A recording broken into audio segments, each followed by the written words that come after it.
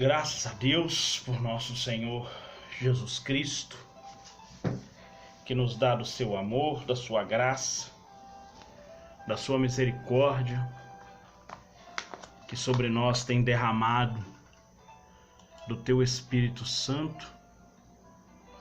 Nós sabemos que o Senhor é maravilhoso, é poderoso, e que a mão dele está sobre nossas vidas. Se não fosse o amor do Senhor sobre nossas vidas, nós jamais conseguiríamos estar de pé. Porque o Senhor, Ele é muito misericordioso para conosco.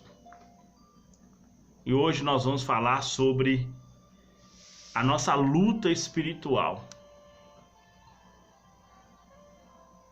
A nossa luta espiritual, ela é contra Satanás e seu reino maligno. A nossa luta não é contra carne nem contra sangue, mas é contra principados, contra potestades, contra os príncipes das trevas deste século. Resumindo, contra Satanás e todo o seu reino maligno. Talvez a luta que você passa, você acha que é seu vizinho que quer te perseguir. Não.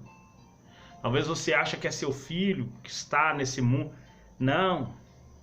São obras malignas, influências malignas que veio para desanimar-te, para fazer com que você desista. E nós vamos abrir a nossa Bíblia lá no livro de 2 Coríntios, no capítulo 10, no versículo 4. Diz assim: porque as armas da nossa milícia não são carnais, mas sim poderosas em Deus para a destruição das fortalezas. Para você ver, para a destruição das fortalezas.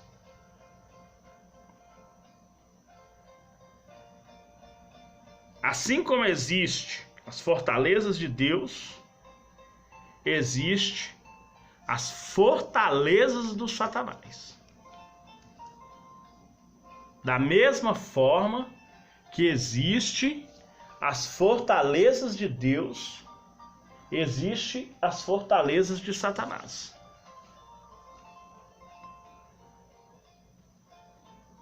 Então as nossas armas, ou as armas da nossa milícia, são para a destruição das fortalezas de Satanás. Olha o que vai por trás da aparência. Há uma batalha espiritual invisível. Olha para você ver. Batalha espiritual invisível contra a igreja. Uma batalha espiritual invisível contra a igreja. Talvez você não saiba,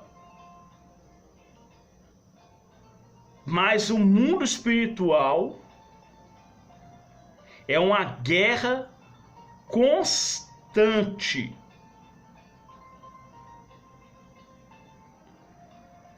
Uma luta na esfera espiritual. Mateus 12, 25. Jesus, porém, conhecendo seus pensamentos, disse-lhe: todo reino dividido contra si mesmo é devastado. E toda cidade ou casa dividida contra si mesmo não subsistirá. E se Satanás expulsa Satanás, está dividido entre si. Como, pois, vai subsistir seu reino? Se eu expulso os demônios por Belzebu, por quem expulsa então seus filhos? Porquanto eles mesmos serão seus juízes. Mas se expulso os demônios pelo Espírito de Deus, logo é chegado a vós o reino de Deus. Olha para você ver, uma luta na esfera espiritual. Isso está lá em Mateus 12, 25 a 28. Belzebu é Baal-zebub, o mesmo que está lá em 2 Crônicas, capítulo 1. Que no Novo Testamento é chamado de Belzebu. Baal-zebub era o deus das moscas, dos sicômoros, dos sidônios, né? Era o Baal-zebub, deus dos sidons, né? Aí o camarada lá ficou doente, mandou... Como é que chama o homem, gente? Vou olhar aqui. Esqueci o nome do rei. Mas a gente olha aqui rapidinho. Segunda Reis 1. Não, Segunda Crônicas. Deixa eu ver. Segunda Reis? Não, Segunda Reis mesmo. Acasias. Acasias ficou doente e disse: vai e pergunta a Baal-zebub, deus de Ecrom. Eu disse que era dos Sidônios, mas não, deus de Ecrom. Perdoe o meu erro aí, irmãos, porque são muitas informações para poder a gente guardar, porque Salomão ele adorou deuses dos Sidônios, das Moabitas, dos Amonitas, né? Foi Salomão que adorou deuses dos Sidônios. Esse aqui é Deus de Ecrom, Baal-zebub. É o mesmo Belzebu aí de Mateus 12. É uma luta na esfera espiritual. Então, por trás das aparências, talvez você vê uma igreja, né? Ornamentada, muito bonita, com vários membros, mas não imagina, né, o tamanho da luta que provavelmente o pastor possa estar enfrentando para manter aquela igreja. Então, por trás das aparências, há uma batalha espiritual invisível contra a igreja. A nossa autoridade sobre a força do mal, olha para você ver. A nossa autoridade sobre a força do mal vem de Jesus. Lucas 10, 19. E eu vos dou poder para pisar serpente e escorpiões e toda a força do inimigo, e nada vos fará dano algum. Isso, irmão, é mais do que uma promessa. Isso é um fato. Jesus, quando ele foi para derramar o Espírito Santo sobre os discípulos, ele assoprou. Eles receberam o Espírito. E falou: agora você espera ser revestido do céu com poder. Tirando a ingestão de veneno, todos os milagres que Jesus disse aos discípulos, toda a perseguição governamental, toda a traição de irmão contra irmão que Jesus falou que ia vir sobre os discípulos vieram. E todos eles venceu, porque Jesus disse que ele daria poder para pisar as serpentes e escorpiões.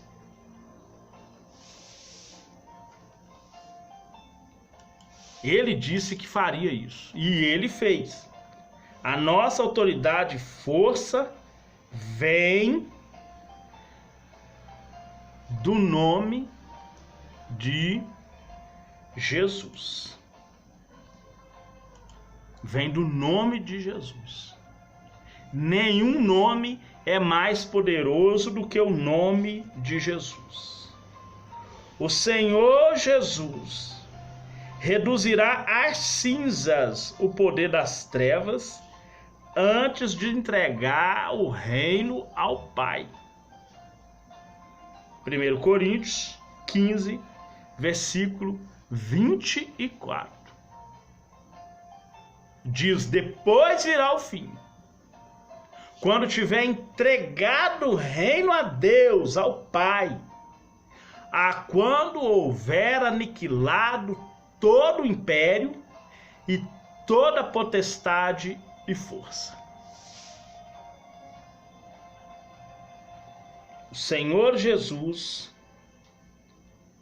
reduzirá às cinzas o poder das trevas antes de entregar o reino ao Pai.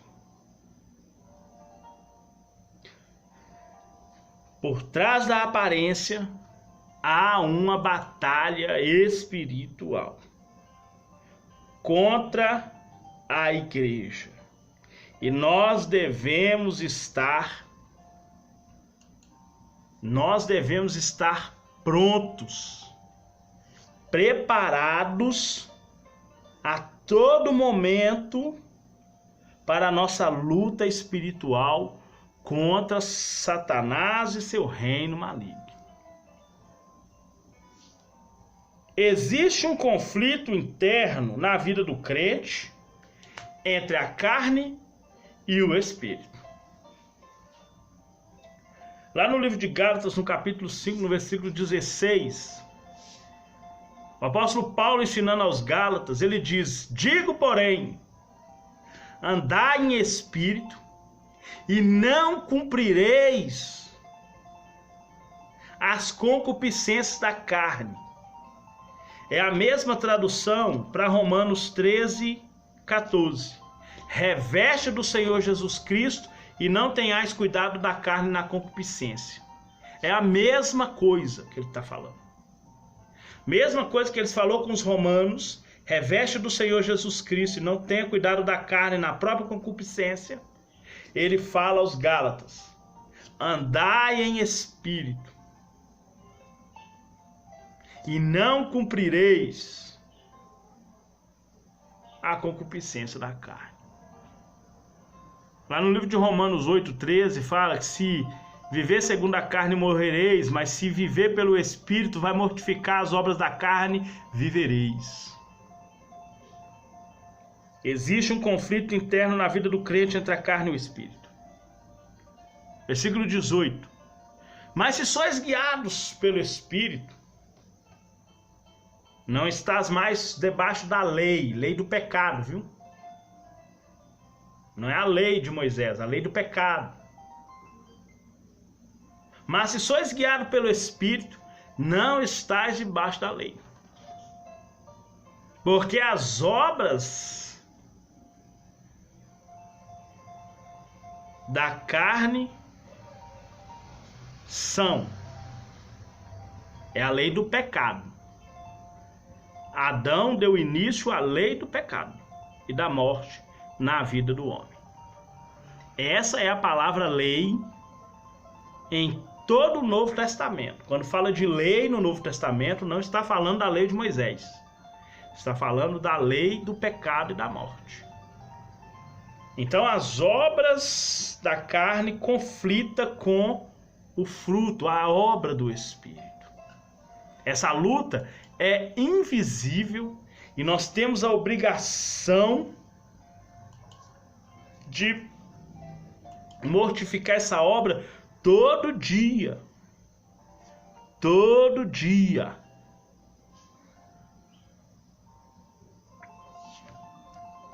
O poder invisível das trevas opera no mundo. Você já deve ter ouvido falar de pessoas pregando sobre o ministério da impiedade. O apóstolo Paulo fala que esse ministério já opera no mundo. No livro de Efésios, no capítulo 2, versículo 2. e que noutro tempo andaste segundo o curso desse mundo, segundo o príncipe da potestade do ar, do espírito que agora opera nos filhos da desobediência, entre os quais todos nós também andávamos nos desejos da nossa carne,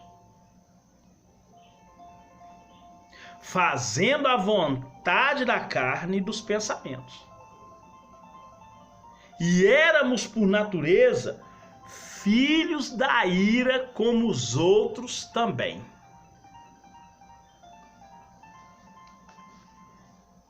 Poder invisível das trevas que opera no mundo.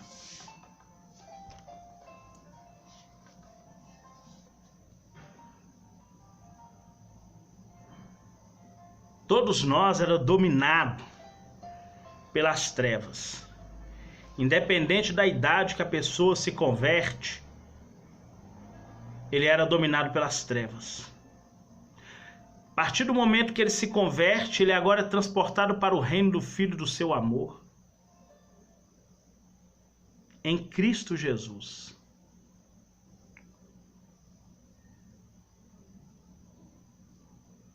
Ele agora nos transporta para o reino da luz, para o reino de Cristo, o reino que é do Pai, que é de poder. Ele nos liberta desse poder invisível das trevas, o qual nós andávamos fazendo os desejos da carne e dos pensamentos.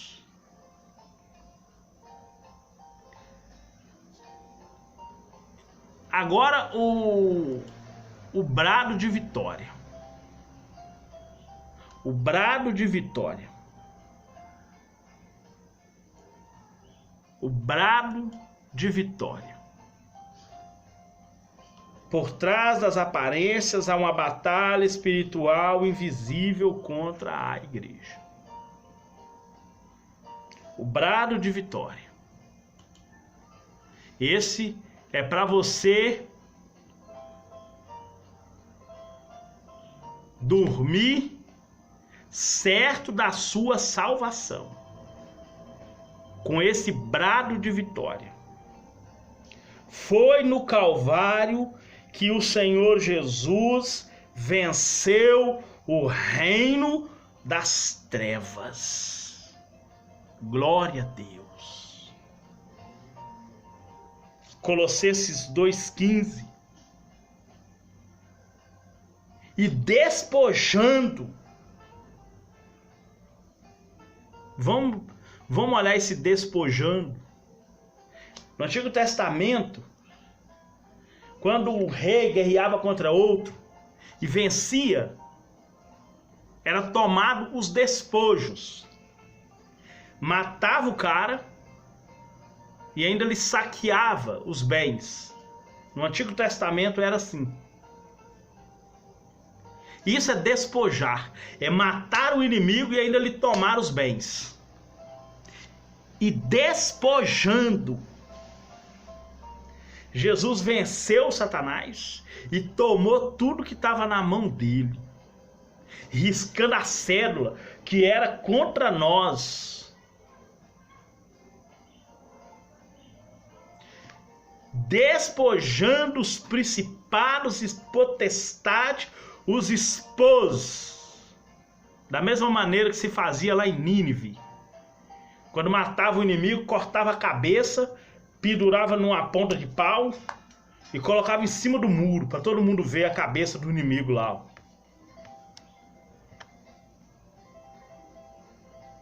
Expôs publicamente e deles triunfou em si mesmo.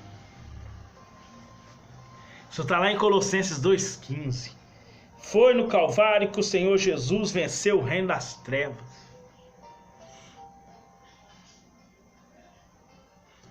Nossa luta não é contra a carne, não é contra sangue. Você não tem que resistir seu marido. Você tem que orar por ele. Você não tem que discutir com sua esposa, você tem que orar por ela. Você não tem que ofender seus filhos, você tem que orar por eles. Seu filho está na prostituição, seu filho está bebendo, sua filha está prostituindo, está bebendo, está usando droga, está deixando o curso natural da vida. Você tem que orar. Aconselhar já não resolve, comece a orar. Porque as forças de Satanás é contra essa pessoa. Seu vizinho está te afrontando. Você vai orar. Jesus fala assim, olha, o seu inimigo ele vai falar mal de você e você vai falar bem dele. Seu inimigo vai te amaldiçoar, você vai abençoá-lo. Seu inimigo vai te perseguir e você vai orar por ele. É a ordem, lá em Mateus 5, 43 ao 45. Jesus fala, seja meu filho fazendo isso, porque você estava morto em delitos e pecados.